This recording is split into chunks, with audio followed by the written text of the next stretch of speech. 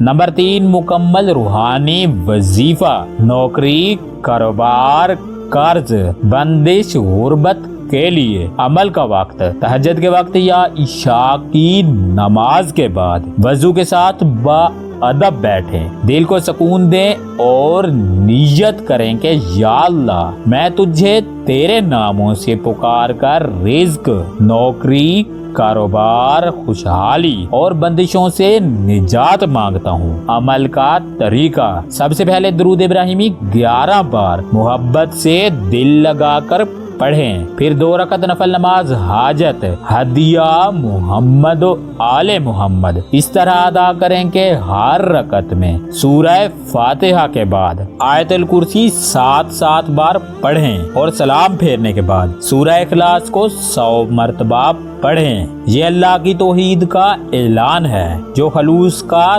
दरवाजा खोलती है। फिर ये तीनों अस्माए मुबारका 101 बार या रज़्ज़ाक़ु, या गनियु, या मुगनियु दिल से यकीन के साथ पढ़ें। आखिर में फिर दरूद इब्राहिमी 11 बार पढ़कर अमल मुकम्मल कर लें। सजदे में जाकर दुआ करें, ए अल्लाह मेरे लिए रिज़्क़, दौलत, नौकरी और कारोबार के तमाम दरवाजे खोल दे, मेरा कर्ज उतार दे, मेरी बंदिशें खत्म कर दे, मेरे दिल को सब्र दे, मेरी तकदीर को चमका दे। ये अमल 7, 11 या 21 दिन तक जारी रखें। वजीफा के दिन मुकम्मल होने के बाद रोजाना एक तस्बीह या रज़्ज़ाक़ु, या गनियु, या मुगनियु का विर्द अव्वल व आखिर 11 मरतबा दरूद इब्राहिमी के साथ पढ़ने का मामूल बना लें। इंशाअल्लाह वजीफा के दिन मुकम्मल होने के बाद नौकरी के दरवाजे